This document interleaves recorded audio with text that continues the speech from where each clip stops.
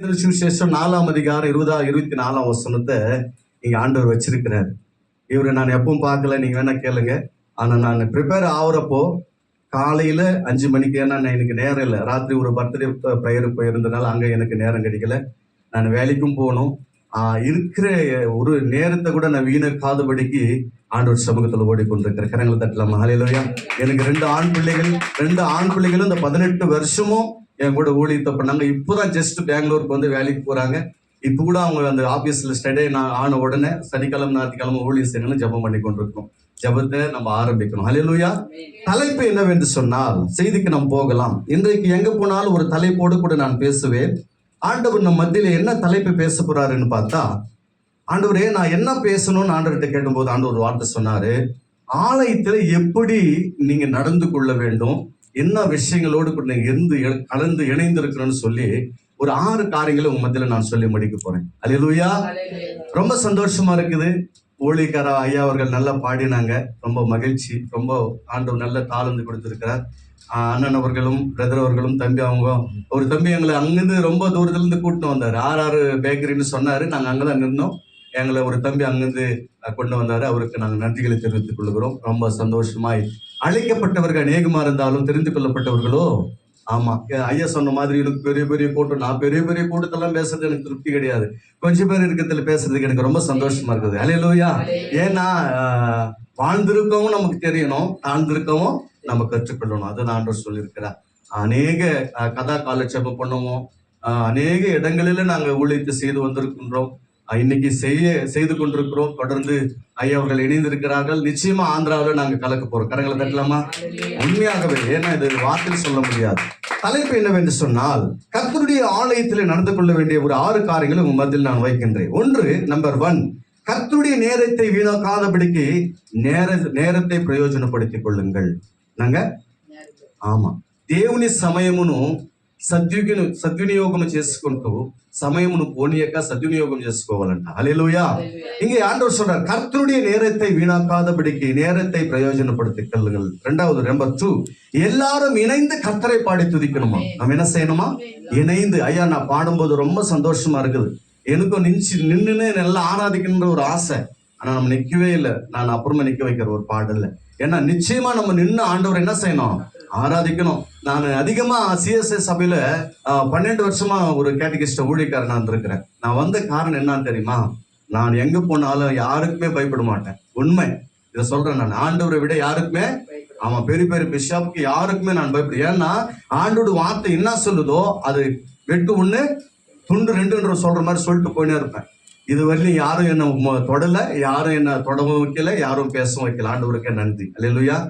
ஆமா, மனுஷனுடைய முகத்தை பார்த்து அவங்களை சந்தோஷப்படுத்துற மாதிரி நம்ம பேசக்கூடாது. அல்லேலூயா. நான் கேட்டேன்ப்பா, நான் என்ன பேசணும்னு சொல்லும் போது, ஆலயத்துல எப்படி நீங்க நடக்கணும்னு சொல்லி பேசுமாங்கன்னு சொன்னாரு. 2வது, எல்லாரும் இணைந்து கர்த்தரை பாடி துதிக்க வேண்டுமா. 3வது, ஆவியோடும் உண்மையோடும் என்னை நீங்கள் தொழுது கொள்ள வேண்டும் என்று சொன்னார். அல்லேலூயா. இன்னைக்கு ஆராதனைன்னா என்ன தெரியுமா? நிறைய பேர் அழுது கொண்டு ஆராதனை செய்து கொண்டிருக்கிறாங்க. என் பிள்ளையை காப்பாத்து, என் குடும்பத்தை காப்பாத்துன்னு அழுறாங்க. அது ஆராதனை கிடையாது. நான் சொல்றேங்க, ஆண்டவரை மகிமைப்படுத்தணுமா. அல்லேலூயா. ஆமா, உனக்கு ஜெப நேரம் கொடுத்திருக்குது. அதுல கேளு, ஆண்டவரே என் பிள்ளைகள் ஆசீர்வதியும், என் பெங்களூரு பட்டணத்தை ஆசீர்வதியும், உங்க தேசத்தை ஆசீர்வதியும், எல்லாத்தையும் அதுல விண்ணப்பம் பண்ணு. ஆனா ஆண்டவரை துதிக்கும் போது ஆண்டவர் மாத்திரமே மகிமைப்படுத்தணும். அல்லேலூயா. நம்ம எந்த விதத்தில் நம்ம என்ன செய்யக்கூடாது? ஆமா, நம்ம அறியாதே நம்ம ஆண்டவரை துதிக்கும் போது, அவரை உயர்த்தும் போது நம்ம அறியாமலே நமக்கு அற்புதம் நடக்கும். அல்லேலூயா. 4th ஸ்டேஜில் இருக்கிற பாஸ்டர் அம்மாவை 3 வருஷம் வாழ வைத்திருக்கிறாரு. சொல்லும் போது என் உடம்பு அபிஷேகத்தில் ஆண்டவர் தொடராரு. எப்படி பாதுகாத்திருப்பாரு யோசிச்சு பாருங்க.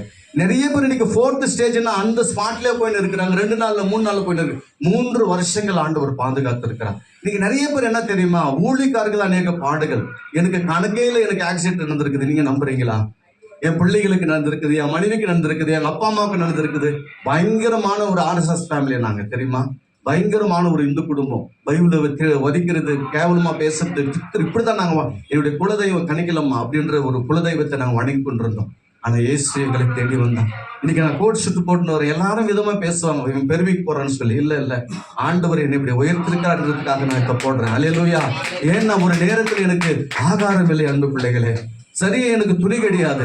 நான் ஞானஸ்தானம் எடுக்கும்போது ஒரு சிஎஸ்ஐ சபையில டவுலு கீஜி பொண்ணு டவுலு கட்டி ஞானஸ்தானம் எடுத்திருக்கிறேன் ஒரு சியோன் மலை மேல. அல்லேலூயா.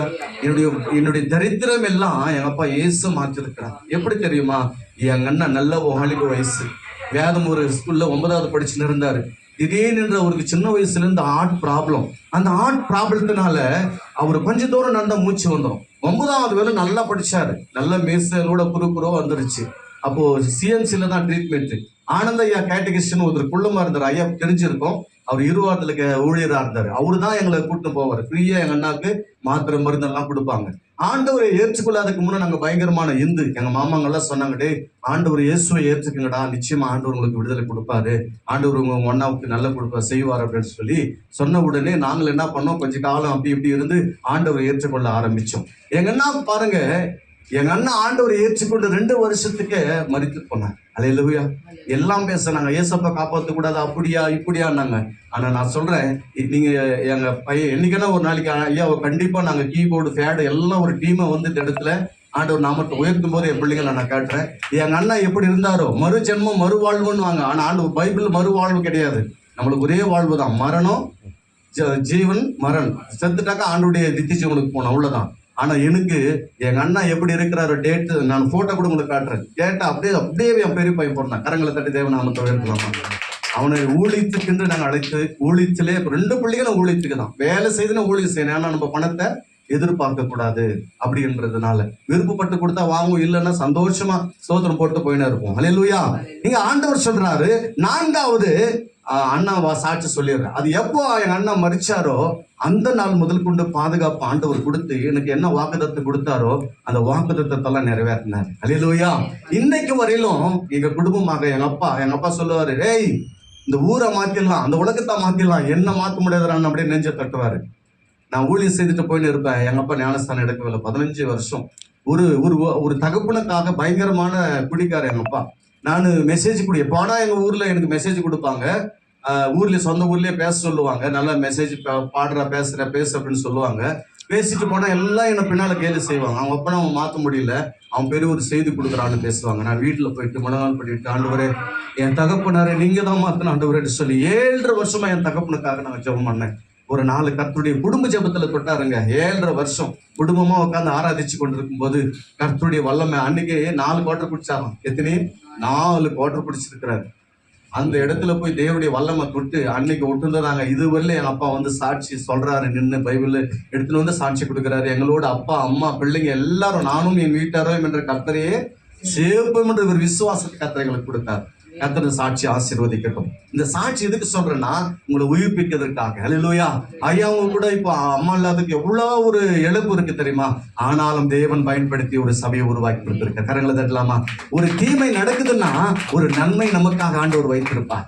ஒரு ஆக்சிடென்ட் நடக்குது, ஒரு தீமை நடக்குதுன்னா அடுத்தது ஆசீர்வாதம்னு நீங்க நினைச்சீங்க. உண்மை நான் சொல்றேன். ஆண்டவர் ஒருவேளை உங்களுக்கு ஆக்சிடென்ட் நடக்குதுன்னா, இன்னைக்கு இங்க பெங்களூர்ல வந்து 4 முறை தப்பிச்சிருக்கேன். ஒரு வாட்டி டெப்பர் லாரியில போன சிவாஜி நகர்ல போன வாரத்தில் தப்பிச்சிருக்கேன். இந்த பிசாசு எத்தனையோ முறை சொல்லியிருக்கிறேன், நான் எப்படியான உன்னை சாவடிக்கிறேன். நான் சொல்லிட்டேன், எங்க அப்பா ஏசு ஜீவன் என் ஜீவன் இருக்கிற வரையிலும் நான் சொல்லிட்டப்பா நீங்க எப்ப வேணாலும் எடுத்துக்கோ, அதை பத்தி எனக்கு கவலையே கிடையாது. ஆனா என்ன வச்சுக்கலாம், இன்னும் கொஞ்சம் ஆத்மாக்களை நான் பார்ப்பேன். அல்லேலூயா. ஆமா, கிறிஸ்டியனுக்கு ஜீவன் சாவு எனக்கு இதுதாங்க இருக்கணும். நம்மளுக்கு சாவை பார்த்து நம்ம என்ன பண்ணோம்? பயப்படக்கூடாது, எதிர்த்து நிற்கணும். அதான் ஏசப்பா எதிர்த்து நின்னாரு. இங்க சொல்றாரு அந்த சாட்சியை கர்த்தர் ஆசீர்வதிக்கிட்டோம். 4வது கர்த்தருடைய வார்த்தையை மனோவாஞ்சியா கேட்கணுமா. இன்னைக்கு விடுதலை. இன்னைக்கு நான் போன வாரத்துல கூட கிராமத்துக்கு போது எங்க அக்காவுக்கு 4th ஸ்டேஜில் இருக்கிற கிட்னி ப்ராப்ளம், கர்ப்பப்பை ஒரு பக்கம் புண்ணாயிட்டு இருக்குது. ஆபரேஷன் பண்றதா இதுக்கு ட்ரீட்மெண்ட் எடுக்குதா ஒன்றும் புரியல. நான் ஒண்ணு சொன்னேன், ஆண்டவரே எங்க அக்காவை நீங்க ஆசீர்வதிங்கன்னு சொல்லி ஜெபம் பண்ணுங்க. ஒரே 5 நிமிஷம் தான். என் விசுவாசம் அநேக அற்புதங்கள் அடையாளங்களை ஆண்டவர் செய்திருக்கிறார். அது பின்னாலே நம்ம ஓடக்கூடாது, நம்மை தேடி ஓடி வரணும் அந்த விடுதலை. அல்லேலூயா. அப்ப யாரை நம்ம தேடி